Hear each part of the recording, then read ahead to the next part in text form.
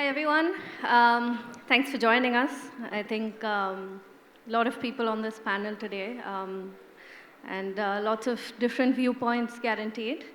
I think we're here to talk about a topic that is, I think, fairly obvious. I think saying, are you focused on digital, asking a brand that today is almost a no-brainer. Yeah. But I think, of course, in the digital age that we live in, I think there is, if anything, an abundance of choices, right? And that makes it very difficult as a marketeer to figure out what works for your brand, right? So we have a bunch of really experienced people on the panel. And I think the idea is to really break down some of these challenges and deal with them. So I think let's get started. But I think before we get into the specifics, I think quick hot take, because social and digital virality is all the rage now. So quick take from everyone on the panel.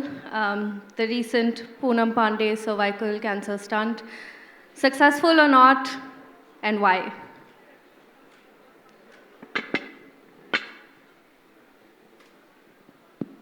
We all abused it, but she enjoyed it. She got the visibility. Irrespective PR, no PR, a lot of people wouldn't have even known who Poonam Pandey is. Now everybody knows who Poonam Pandey is. So she's going to be relevant, or maybe you might end up seeing her a part of some controversial OTT live show, talk show. So for her, it would have worked. As a marketer, absolute no.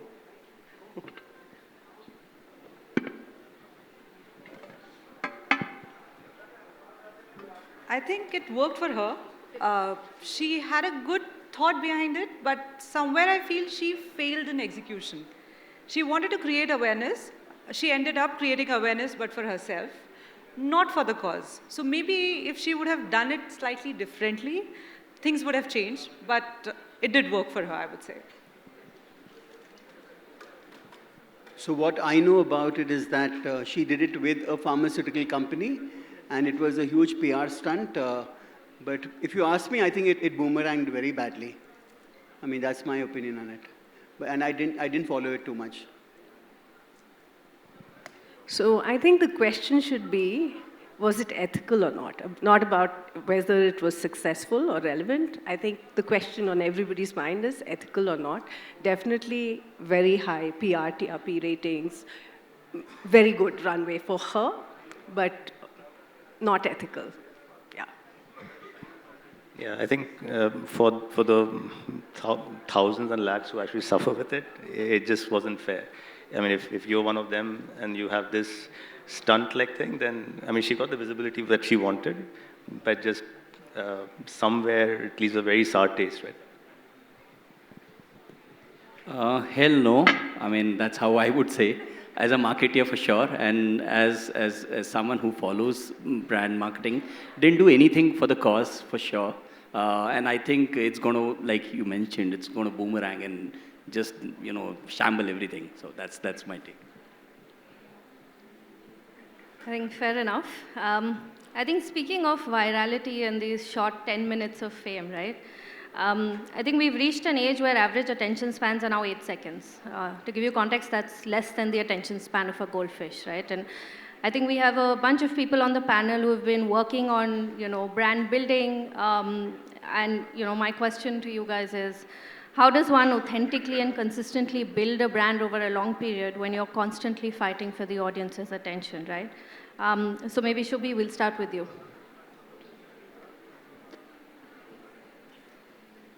I think, Shreya, the first thing that comes to us while we look at building a brand, and something that we have done, is to keep consumer at the core. So whatever we do, however we do, we just do it for the consumer, and believe me, it has always given us great results.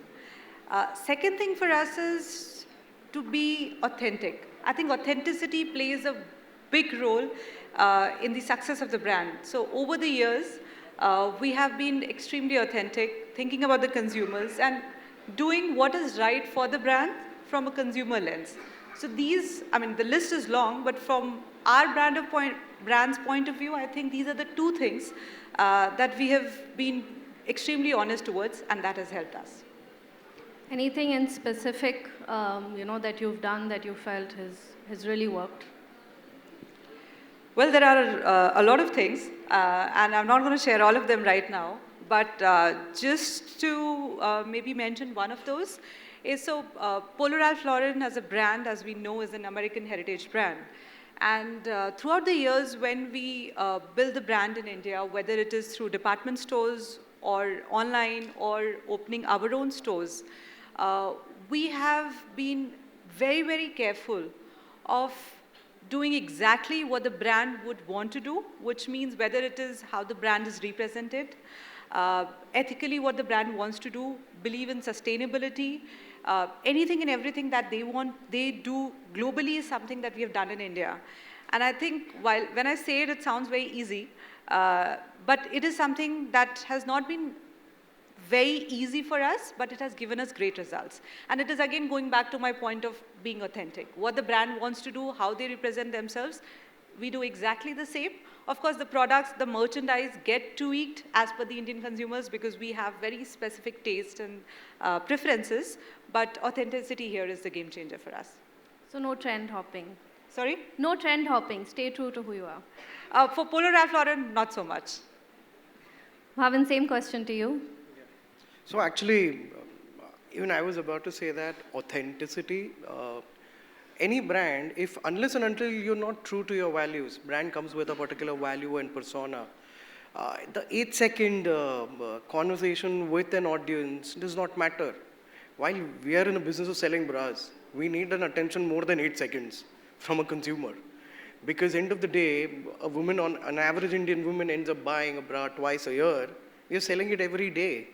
So to ensure that attention, it needs to be a little more real to ourselves.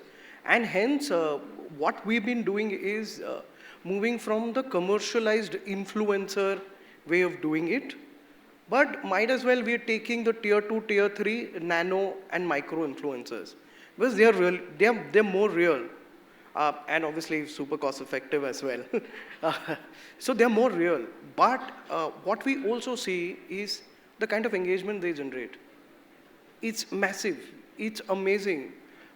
We had done just to give you an example, it is so simple. Sometimes doing the simplest of things, gets you there in the digital space. We had done one of the campaigns and it was absolutely educational. It just said, how to wash your bra, how to store your bra, and when to say a goodbye to your bra. Within a span of 2 days, that influencer, she never ended up getting more than 500K views. She ended up getting around 8 million views. Because that's the authenticity of the content that we put out. For us, what matters is content. And if you have the right content, 8 seconds does not matter. Perfect. I think you brought up an interesting point on how to use influencers, right? And I think that's, of course, one of the channels. But there are now supposedly more than 5,000 platforms where you can advertise to your consumers, right? And in such a scenario, there's an abundance of choice. How do you really pick what works for your brand, right? So question to you, Jaydeep. What do you advise your clients to do? How do you advise them to pick what's right for them? Yeah, for me, I think there's a lot of large and mature clients who look at KPIs first. I don't think it's how many people you touch as much as how you touch them.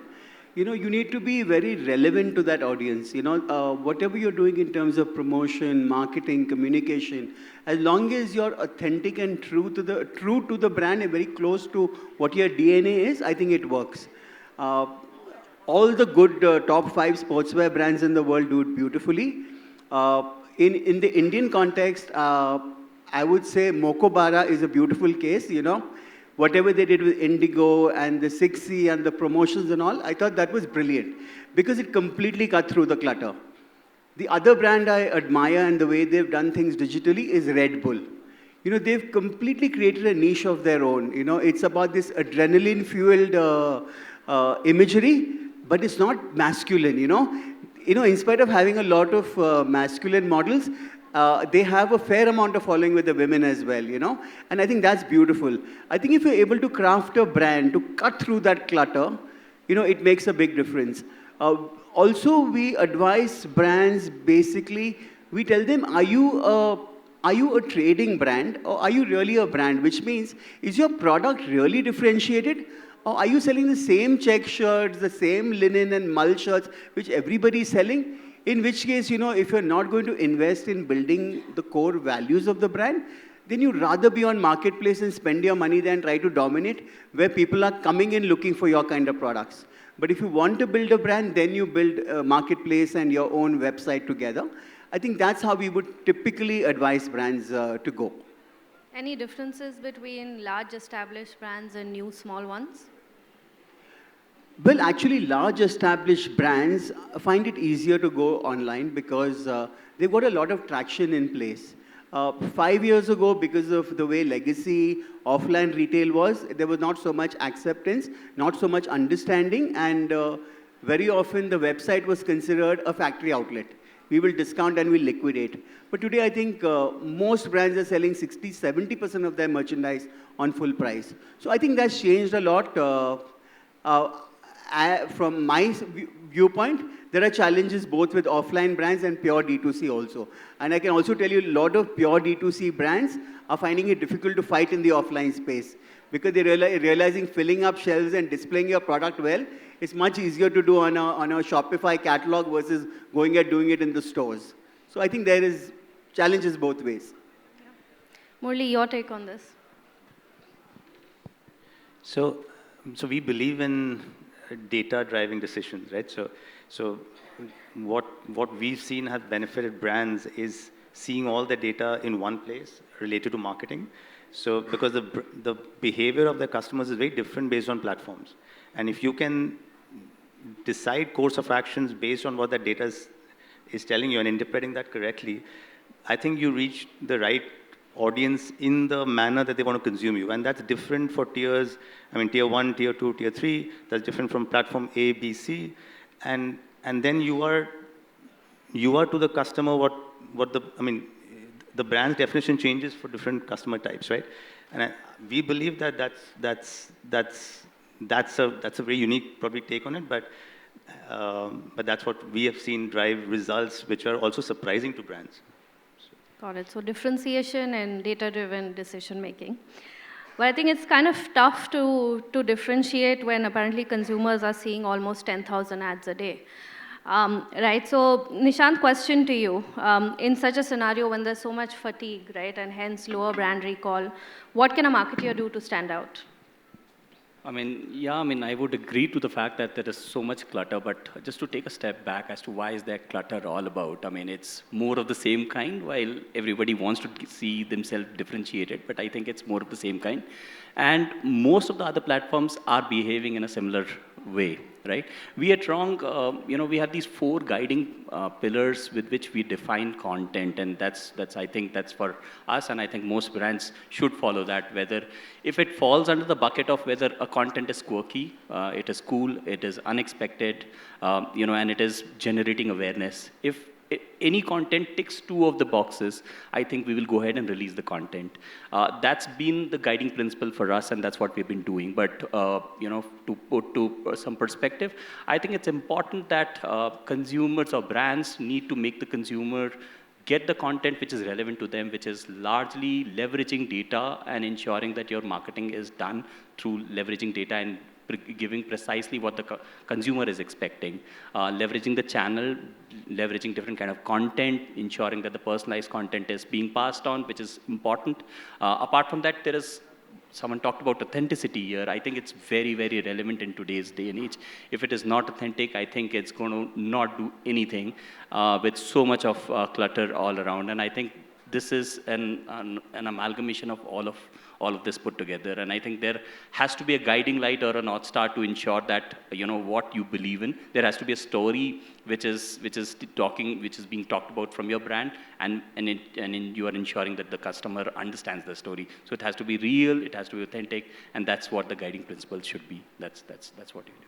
Perfect. Shivani, to you, similar question. You would have, a lot of brands listed on your platform as well.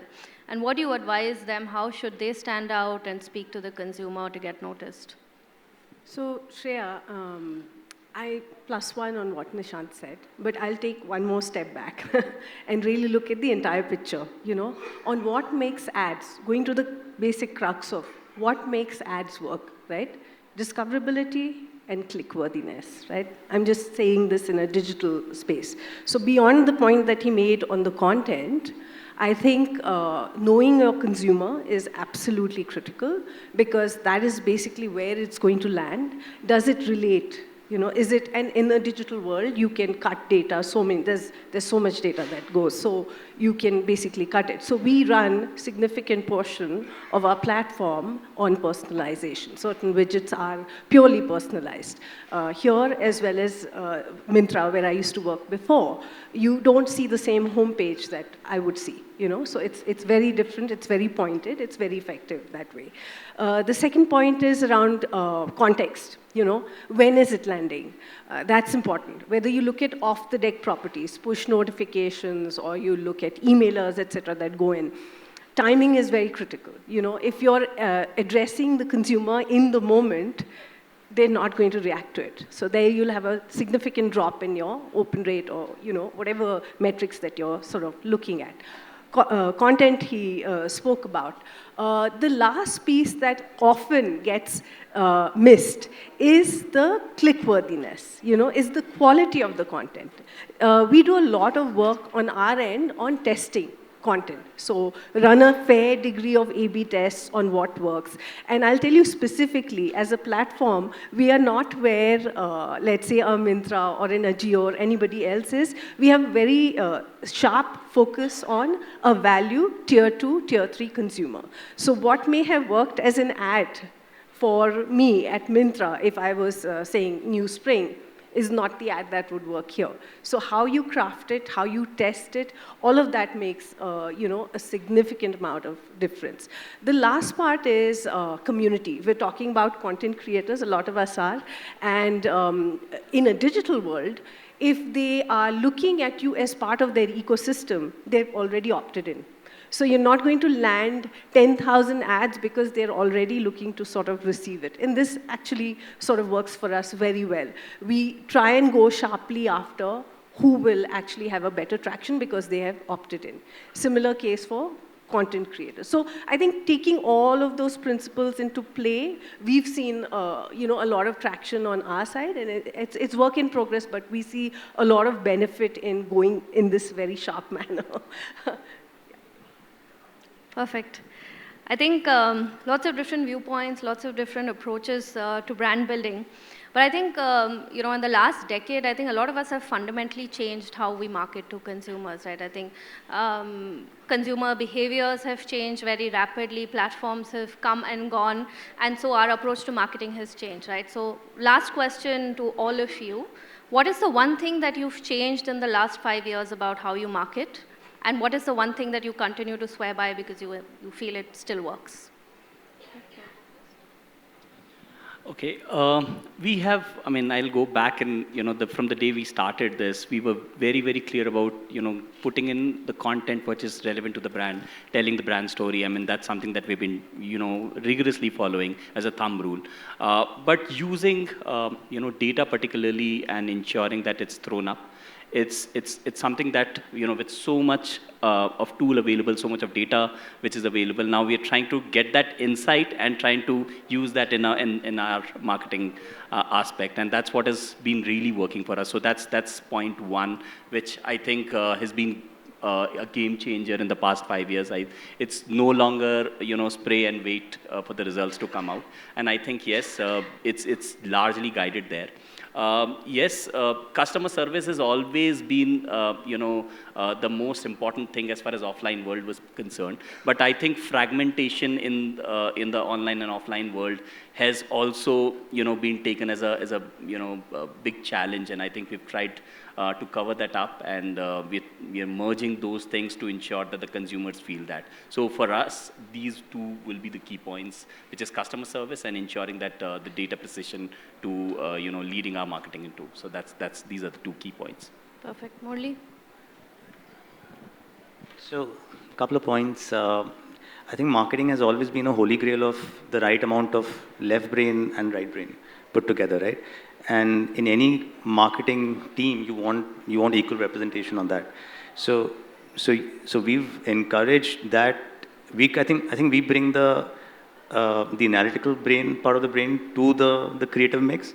And then, like you were saying, we force a lot of A/B testing, but because that allows the freedom around creativity as well as using data for various segments. And I think when that jugalbandi is very good, it's a great outcome. So I think that bit is number one for us, which we enable.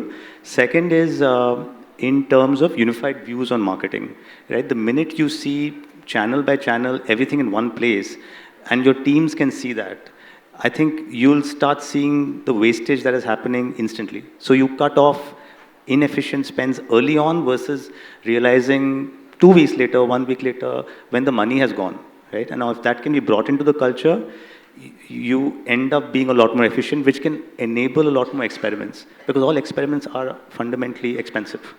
So yeah, those two. Yes, thank you. So yeah, plus one on both of what you all said. Two things that come to me, and I would say, because I'm new here, but I'll go back to the 5 years that Amazon, Myntra, now Snapdeal, and digitally, right, as well as offline. So I joined and I launched 2 offline stores, which were in coastal Andhra for one of our brands, for our ethnic wear brand, Rangita. And I'm speaking to the idea of the consumer right now. So it was a mind switch for me, because I had done premium, and I had done Myntra and probably Amazon, which would fit in the same bar. But this was a mind switch for me, and the whole experience basically told me that you can never double guess the consumer. You have to know her straight by experiencing. So while I stated the point about data, there is no replacement for actually meeting the consumer and understanding. So that's one truth I think that goes across, and it works for my team. We have a plethora of data, we cut it very precisely, but picking up the phone, being part of our consumer insight calls, or actually going to the store and meeting, there's no replacement for knowing a person. The second piece is about the unified story that a brand tells. In any organization, very similar to mine, you have different wings of marketing that function. So you've got performance marketing, you've got brand marketing, top, middle, bottom funnel, sometimes one team, often multiple different teams, right? So the one thing that sort of unifies is if you have a singular story that you can hold true throughout. And that's where your recall is highest, and that's where your brand actually registers. And this is always work in progress. You guys have done it pretty well at Puma, and a lot of other folks have actually done it, and a lot of places are work in progress. So I think those are the 2 truths that I am personally working to address on my side. So I spend most of my life in offline retail, and one of the biggest things I've learned is, and explaining to clients, that the clients are not coming to your website to experience your brand. They want to buy and get out in 5 or 6 clicks, and they want to get back to living their lives, They're not here to sit and spend 5 minutes experiencing your brand, and there's an immediacy which is important. The second thing I always find it difficult sometimes with clients is when there are not enough sales, and the client comes up with this idea saying, if I don't have sales, let's do an app. Then the app will be always on the screen, and and I wanted you have to try and tell them an app is not going to solve a problem; it's only going to complicate it further. Yeah. So those are my 2 learnings. I think, Shreya, I agree to most of the things that are already said, and I'll just share my point of view here. For us, one thing that we did differently in the last 5 years as a marketer was the question, right? I think the way we reach out to the consumers, we have tried to change that a little, or at least that's an attempt, and consumer is the best judge there. Initially, we would reach out to them when the product is launched, when the collection is launched, or on festivals, etc. We try to go a level deeper to understand what are the consumer needs. let's say when you go to college for the first time, do you want to buy something from a Polo Ralph Lauren? Or if you are going to meet your friend on Diwali, can you still get Polo Ralph Lauren as a gift? Or you don't really have to think ethnic always.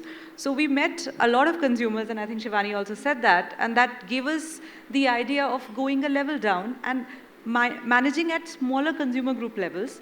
This is a huge shift that we did, and it was, when we started, it was very, very tough because we were spending a lot of money, we were not getting the right kind of results. But over time, I would say in the last 2 years largely, we are seeing some momentum there. There's a lot of work to be done, but that is one shift that we have done as a brand.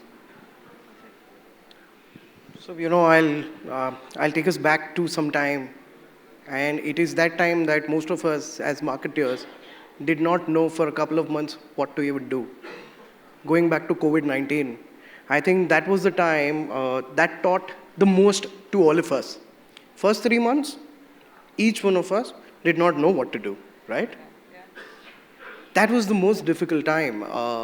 And slowly, steadily, what we all started doing, started creating content with employees, real people.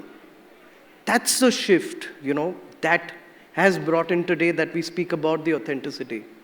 We tested it during that time, conversations with real people. Why not show the regular employee? Because who's seeing it is seeing herself or himself. And that has worked wonders. During that time, we started also speaking about the term called as inclusivity. I am sorry to say, but according to me, that particular term is so negative. Why should there be a word called as inclusivity? It's just a normal human being like you, me. Everybody is of different size, shape, bodies, everything. They're just normal, regular people. While we create content for regular people, why do we always bring in the aspirational ones? Why can't we just let them be what they are? Because making them feel comfortable in their own skin is most important. I think we've learned this part through that particular phase. Obviously, then working on data, digital, everything came in. Everything culminated together. And right now, we're talking about that authenticity and going back and talking about the realism. We're selling bras, we believe, not in one-to-many approach, but one-to-one approach. One bra at a time is what we believe.